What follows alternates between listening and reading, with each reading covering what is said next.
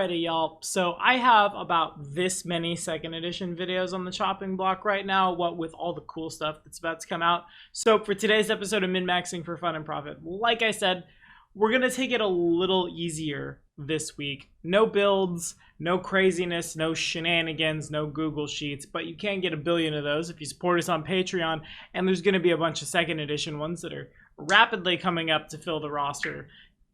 Today, actually, I want to talk more about something I've referenced a lot in videos, how it plagues our games, how we as players can get around it, how GMs can build their games just a little bit different in such a way that it's not just like logic breaking, I guess. The wolf fallacy. I've referenced it a lot in videos. Today we're going to hit it more in depth. And remember, if you're liking what you're seeing, like, subscribe, and ding the bell. And today, this episode of Min-Maxing for Fun and Profit is brought to you in part by Wither Sands. Thanks for your support, man. Now, here we go. God, I hate that I started doing that. Okay, so when I say the wolf fallacy, I'm referring to a common phenomenon that probably happens in all of our games. I'm betting at least one time everybody who's watching this video has seen this happen, or if you haven't yet, you probably will.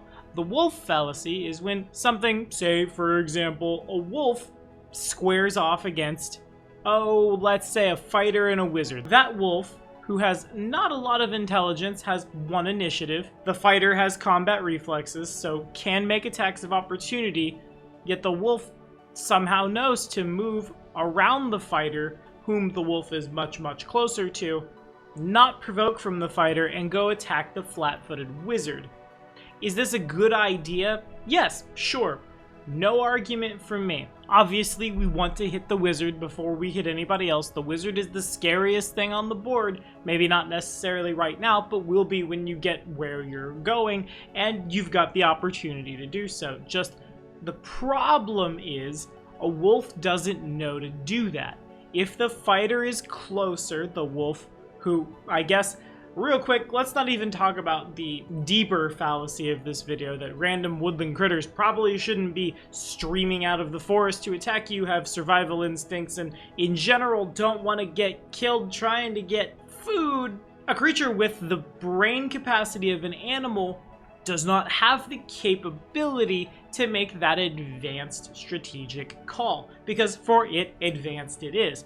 Now take the wolf and then open every bestiary monster manual splat book with things in it, so on and so forth. You'll see this can apply to, God, I'm gonna say like a third of the field, especially at low level play, not just wolves or bears or animals in general, vermin, the undead, constructs, oozes, certain aberrations. I'm sure plenty of things lack the reasoning power to make that move.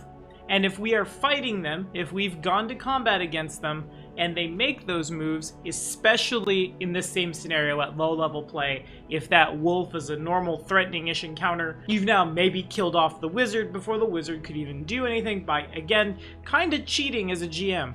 Putting your intelligence on top of something that just doesn't have it. Okay, now that we've identified the problem, now that we know what it is, how exactly do we go about fixing it? How do we make our games fair while also making them, I suppose, logical? First things first, to go back to the example of the wolf, or an animal even, something with a small modicum of intelligence, understands basic instinct, right, you with me? This creature in combat should probably always attack either the closest thing to it or the thing that has hurt it the most. Special exception there, I guess, for wizards. Though honestly, if like 2d4 wolves come attacking you and then you burning hands into the wolves, I feel like the ones who survive probably just run, because suddenly there's fire and they don't comprehend that. But it's hot and it's bad and oh no. But if those same 2d4 wolves have to choose between like the magus, the fighter, and the barbarian, and one of those three happens to hit harder than the other two, it seems reasonable for the wolf pack to focus on the scariest one, and certainly seems reasonable for that same wolf to then attack the thing that just hurt it, even if it was previously dedicated to attacking, say, the fighter. By that same token, when you take an animal down to like a third of its HP or so, it probably turns tail and runs. Assuming there's not like a druid involved who's commanded the animals to go attack, or like the fighter hasn't decided that it really needs to adopt a wolf cub for its improved familiar shenanigans that it doesn't understand what is, and so the mother is defending them. Generally speaking, I feel like an animal who's probably looking for food just runs away. We have to turn this one a little bit on the players as well. I've had this one happen to me twice, and literally both times it's broken the parties. Once upon a time I GM'd for a monster tactician, once upon a time I GM'd for a master summoner, and of course, yeah, we've got all these outflanking eagles who are gonna immediately fly into a flank, get their value off, and go. Most likely, I'm gonna go out on a limb here and say that the average animal intelligent creature, undead horde, so on and so forth, does not have a concept of flanking in the same way a humanoid does. The notion of, okay, you and I, we work together, we can take this thing down faster, but make sure you're behind him, so while I'm attacking this way, you can backstab him. An eagle doesn't have that. To pull it directly from Summon Nature's Ally, the summoned creature attacks your opponents to the best of its abilities. If you can communicate with it, you can direct it to not attack, attack particular enemies, or to do other things.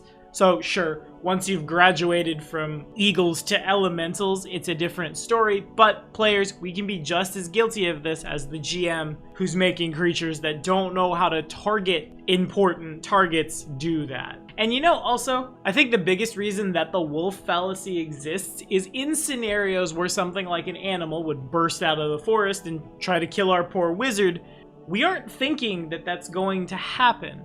Right? Like, if it's an urban adventure or you're standing outside the dungeon door, what do? Meat shield up front, wizard behind, probably another big beefy boy in the very back, in case you get flanked by the intelligent creatures in the castle you're raiding. But if it's just walking down the forest, la la la la, oftentimes this can just catch us completely by surprise. The beastkin trait can help our summoners, flutters of the action economy, have their cake and eat it too. By selecting one specific type of animal, you were raised from infancy by a pack of those animals, you learn their ways, and now you can use Speak with Animals as a spell-like ability at will to communicate to that type of animal. Does it mean you have some wind-up time? Yes, but then you can start flanking with your eagles. That's a fair tax. Second on the block of chopping, either stop including these kinds of encounters or have a conversation at your session 0 about what you're thinking the encounters are going to look like and the general intelligence, therefore metagaming powers of the bad guys. That's been my favorite thing about Kingmaker is, well, one of the antags is a lich. I can just throw myself at the party. As long as they don't find my phylactery, I'm going to respawn later and can just do it again, constantly watching the party, seeing how they fight, and responding to it. Be a lot harder to do that if Vorticai was like a pack of wolves, but there are also magical beasts of a similar CR to the average, like, unintelligent, unthinking thing. Most CR demons and devils are the first thing that come to mind, that would know to get around and attack the wizard, or frankly be able to identify what spells are. If we use those instead, not only does it make sense if the wizard should happen to drop, then yeah, sure, they knew what they were doing. But also the player knew coming in that the primary enemies are going to be smart, going to be able to strategize, going to be able to reason. Though, I think there is a line where that becomes unfun. We talked about that in this video. Follow this card right up here. Anyway, I think it's fair to set the line of I'm going to avoid attacks of opportunity, attack high priority targets, and in general do more than attack the closest thing to me until I'm either destroyed or too hurt, and this prey's not worth my death, I'm a run, at around like 6 intelligence. That's not a whole lot, but the jump between 2 and 6 is a pretty enormous one in terms of IQ, and let's remember, a lot of our fighters, barbarians, hunters, classes at large are going to dump our intelligence to around that same level. and we don't really bat an eye when the hunter does it, right? We certainly don't bat an eye when the solo tacticsing Inquisitor who has outflank has gone around using the Barbarian or the Paladin as their flanking buddy for value. By that same notion, around like 6, you should be able to pull that off.